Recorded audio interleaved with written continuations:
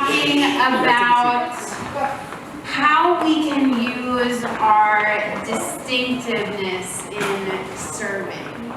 So one of the things that has happened to me, so I got the opportunity to study abroad when I was in college, which meant for a semester, so half of the school year, instead of going to classes at my college, I got to go travel around Europe and visit a bunch of fun things, and still do school, we still did work there, but we got to do a lot of really fun things in that as well.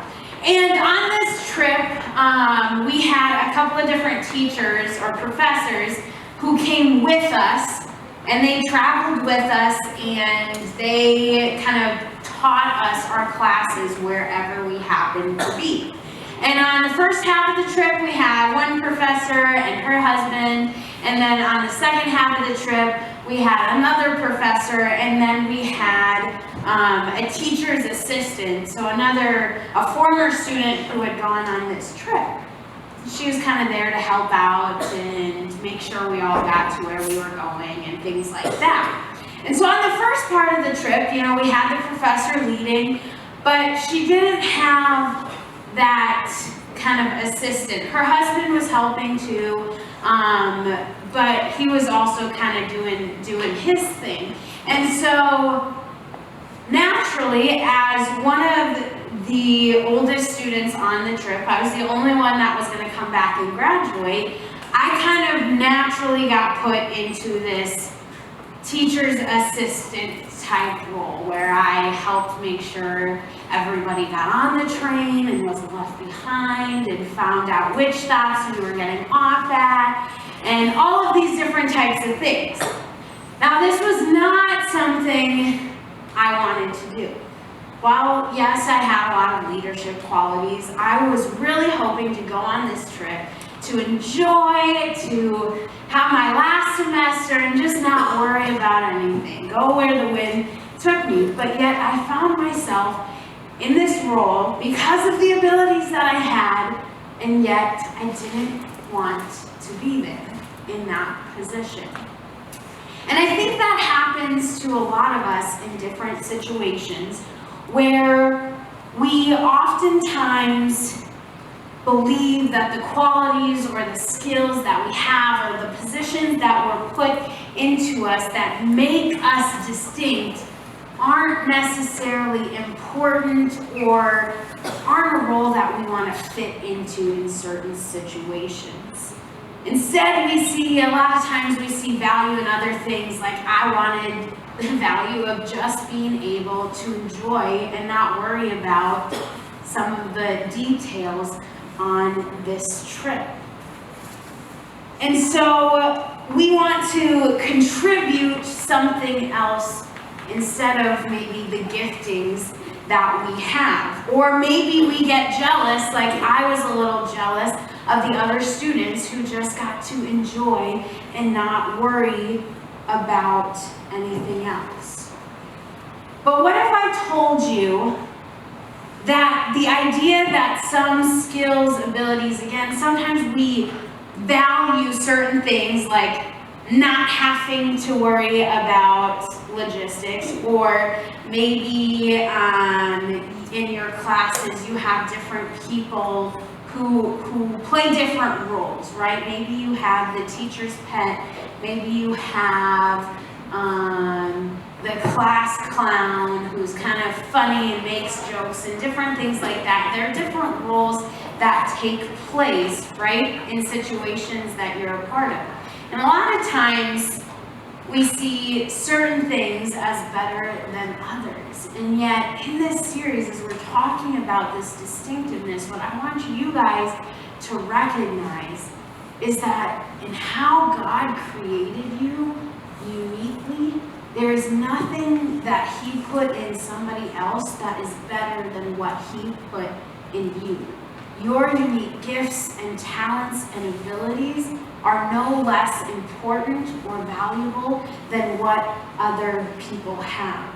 So the best role for you to play is the distinct role that God created for only you to play. And by playing that role to the best of your ability that you possibly can, you can make a huge difference in the world that only you can make. So again, we've been talking about this idea of being distinct. In the first week, we talked about how Jesus is distinct, right? He was different from any other human being in the fact that he is God. And then the second week, last week, we talked about how you and I are made distinct too, right? Each of us were created uniquely. We were made by God in specific ways that no one else is made just like us. And so today, I want us to take it to the next level and think about what can we actually do with this distinctiveness, right? Once we know that, okay, we're created unique, we're differently, we can look around the room and see that there's nobody else that looks exactly like us. So what? What do we do with that? So we're going to talk about what can we do to live out in our distinctiveness. Now, there's a guy named Paul who wrote a lot of the New Testament, and he's got a lot of helpful things to say specifically about this. Now, Paul had a pretty unique faith journey in that for a good portion of his life, he was heavily opposed to Christians, and he was a major persecutor of them. So he would go out and he would have Christians beaten, stoned, and oftentimes killed because of their faith in Jesus. Now, Paul had a very unique encounter with God where he made it so evidently clear that Jesus was who he said he was, that Paul wasn't able to deny it because his experience with God was that powerful. And so when he realized Jesus was who he said he was, his mission became to tell everyone about it that was willing to listen. And Paul's, his mission was really distinct in two different ways. So the first part of it was that his goal was to help spread the gospel, to talk about who Jesus was to people who didn't believe in God. And specifically, he was called to share this with people who weren't Jewish. So again, Jewish people are who we read about in the Old Testament. They believed in God. They followed Abraham. They were God's chosen people. And so they were believing in all of that time of who Jesus was, that Jesus was coming. And so a lot of these people, then when Jesus came, they chose to believe in Jesus. And Paul, he specifically sought out people and shared the gospel with people who didn't grow up knowing all of the Old Testament laws. And because of his specific story, Paul was specifically equipped to be able to share this message with those people. And then the second part of his distinct mission was to help communities of faith who, again, the church is a new thing. These communities of believers are a new thing because this is shortly after Jesus was on earth. And so he wanted to help these communities to continue to grow deeper in their faith and guide them in that. So here's one of the things that Paul wrote to one of these faith communities. It's the Church of Corinth. And he's addressing a few issues of what's going on there. So this comes from 1 Corinthians 12, starting in verse 4. It says, "Now there are different gifts, but the same Spirit. There are different ministries, but the same God. And there are different activities, but the same God produces each gift in each person. A manifestation of the Spirit is given to each person for the common good. To one is given a message of wisdom through the Spirit, to another a message of knowledge by the same Spirit, to another faith by the same Spirit, to another gifts of healing by the one Spirit, to another the performing of miracles, to another prophecy, to another distinguishing between spirits, to another different kinds of tongues, to another interpretation of tongues. One and the same Spirit is active in all of these, distributing to each person as he will. So in Corinth, the struggle that they're going through is that they recognize these different gifts that the Holy Spirit has given to these different people within the church, and they're kind of arguing over which is more important. So they're seeing certain gifts as, oh, this is like, if you were to rank it top 10, like, here's number 1, here's number 2, here's number 3, and so on. And this would create a tension, as you can imagine. If we're saying, okay, teaching is number 1, and then worship leading is number 2, and then running the video camera is number 3, and then opening door. Can you see how that would maybe create tension between people if we saw certain gifts as higher than the others? And so it was leading to jealousy and hurt feelings and this desire for certain people to covet other gifts and to desire, oh, I want the gift that they have, not the gift that I was given.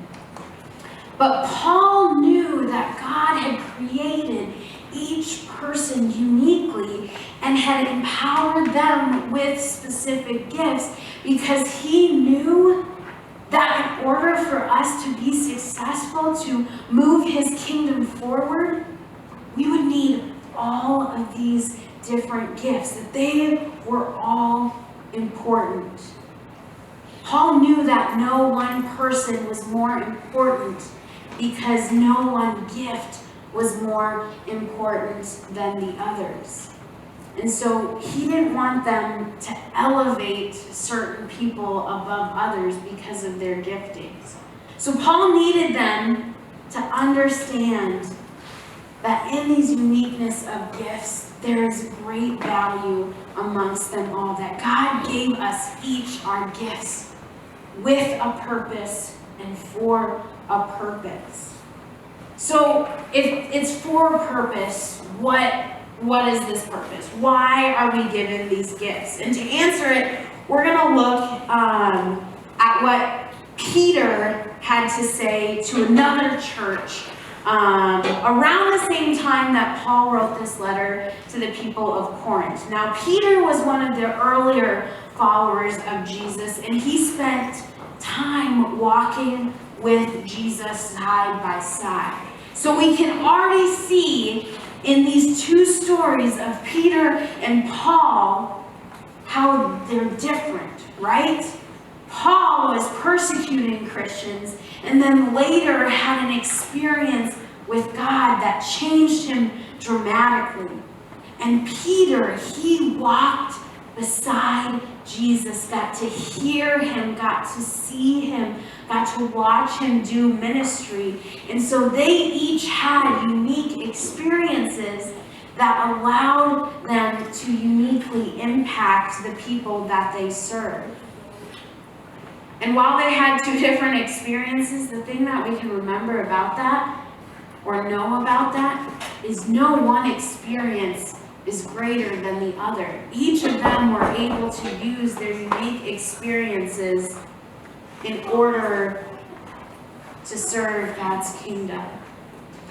And Peter, he was a pretty outspoken person as well, and sometimes he could even be hot-headed, and this personality feature may have gotten him into some trouble at times, but the passion that he had and the enthusiasm was also really great in certain situations as well, as he sought after the mission that God had given him. So in 1 Peter chapter 4, it says this in verse 10.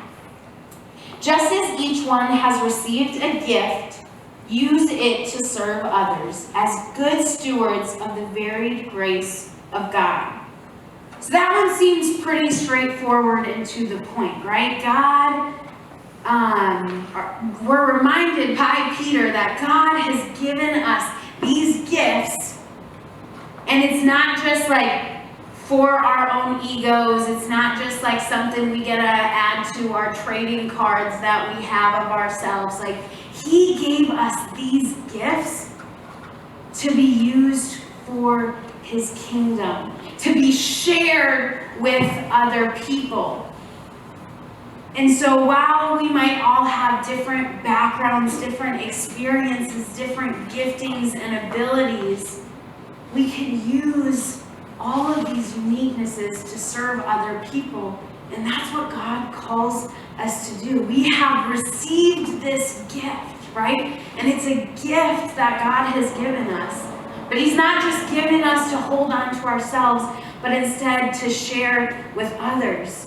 And so we want to use these gifts that He's given to serve in distinct ways. Now, again, you guys might be wondering still, like, what does this look like? And maybe you've heard about this a lot. Okay, serving, using my gifts to give back to others, but I have no idea what that even looks like. And I want to take you through a couple of different things, a couple of different steps that hopefully can maybe help you identify some gifts that you have that then you can use to serve other people. So the first step is feel it. And it's just to start thinking about the passions that you have. What makes you excited? Right? What are you good at? What do you enjoy doing? Because sometimes there might be things we're good at, but we don't necessarily enjoy doing. But I think that also God gives us a lot of good things that we're good at that we also enjoy. And so figure out what are those things that you like doing or that you're good at. And if you don't know, if you're very much like, I'm not good at anything. I don't have any talents. Two people you can ask. One, ask God. He created you. He gave you gifts. He gave you abilities and talents, right? So if you don't know what those are yet, ask Him to show you. And He will. He'll reveal those. You might not hear an audible voice of God saying, this is your gifting. Like, that might not be the case. But you can ask Him, and He will reveal those things to you when you're faithful in asking Him. And then another person, or I guess people that you can ask, is ask your friends and your family or your life group leaders, right? People who know you, a lot of times those will be the people who first see passions in you that you might not even know about. I know for me, to get to where I was today, a lot of it came from other people telling me, hey, you're really good at this. I think you could do this. And when I was like, I don't think so. I don't think that's me. They continued to speak that truth over me when I was doubting myself. And so look to those around you who know you well to help you figure out what are the things that you're passionate about. So first, again, explore that. Explore what your passions are. And then the second thing, when you've kind of figured out what those things might be, the second thing would be to own it. So not only do you have to figure out what those things are, you have to really believe it. You have to know that these are things God has given me that I can use for His good. You have to own that. And maybe in order to get there, you might have to ask these questions like, do I think this gift is valuable? And you might have to wrestle with that because you might not believe that. It might take you some time to get there. Maybe you're wondering, can God really use me in this way? You might have to think that through. right? And I know that we all, if you haven't already, you'll experience times, again, like I did.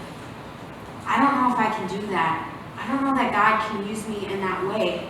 And you have to wrestle through that and own that, yes, God made me in these distinct ways, and He can do amazing things through me. And then the third thing is you gotta just try it. At some point in time, when you've identified what you're passionate about, when you're ready to own that, yes, God can use me in this way, you just gotta try it. You just gotta jump in and do it.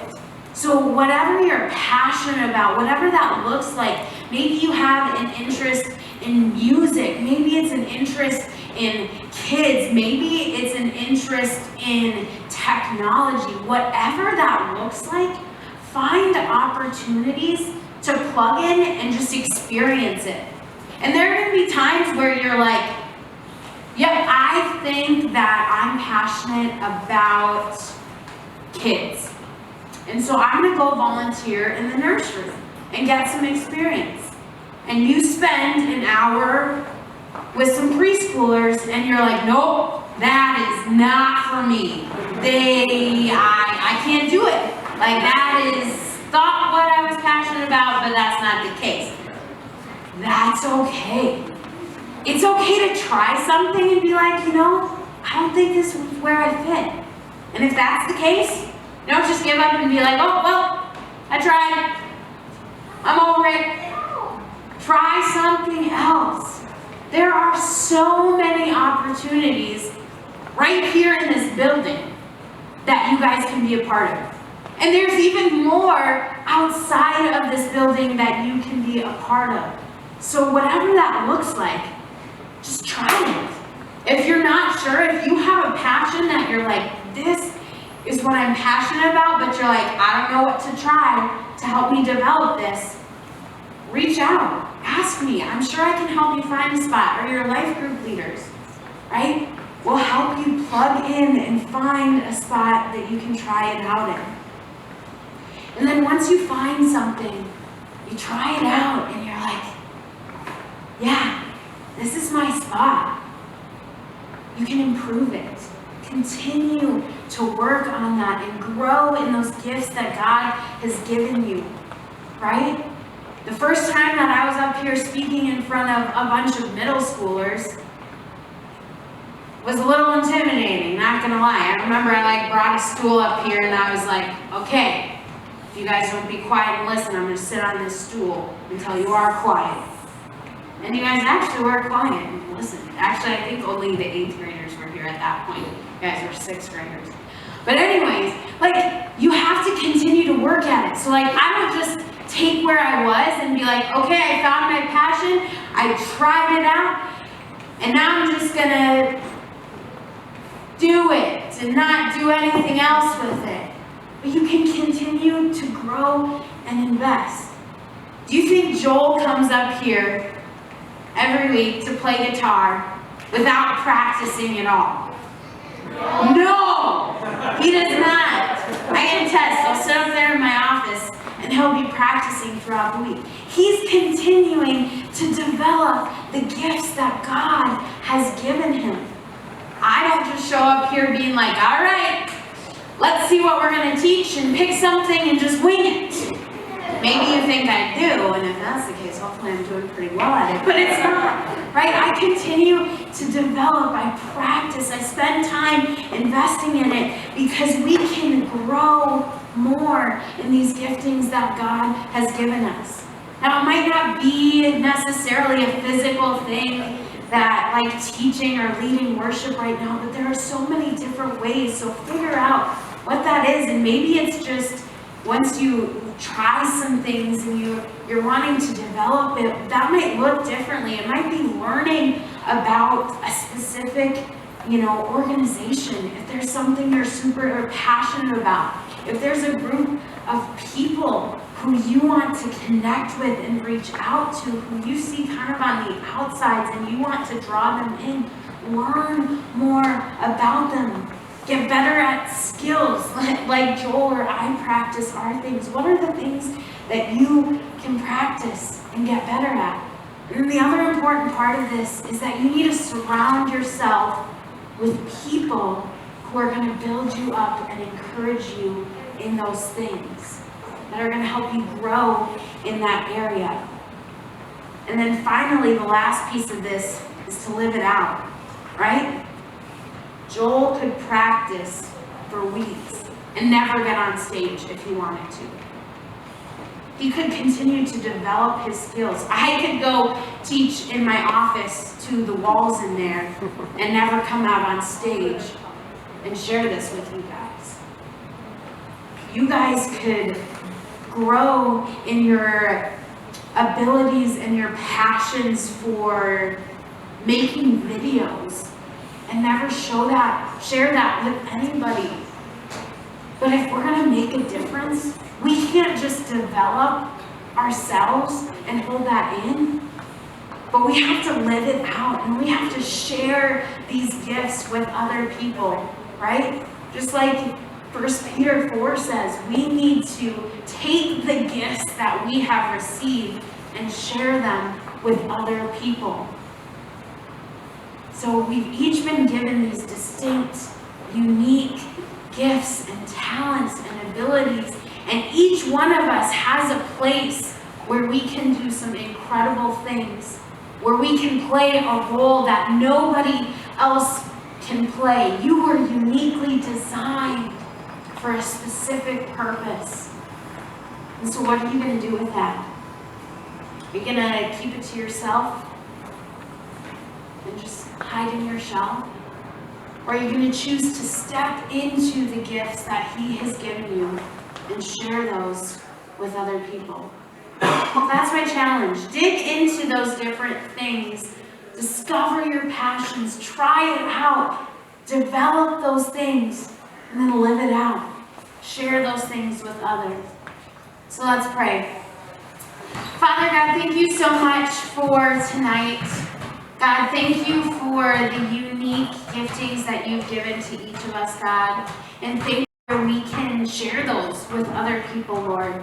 And so I just pray that you would reveal these different things to us, God, if we're unsure of what we're good at, God, because sometimes it's hard to feel good at anything. Sometimes we're not sure. And so, Lord, I pray that you would reveal those things to us, God. I pray that you would help us develop those things within ourselves, God, and that you would give us the courage to not hide in those things and keep them to ourselves, but to step out in faith towards you to make a difference, to grow your kingdom, God, and to share these gifts that you have given us with others, Lord. So I just pray for each one of the students here tonight, Lord. Would they step towards you as they discover who you've created them to be, Lord? And would they just choose to believe those truths instead of any of the lies that they're being told about who they are, Lord? I thank you for bringing us here, and I just pray that you would keep us safe and healthy until we're able to meet again. I pray this all in your name. Amen.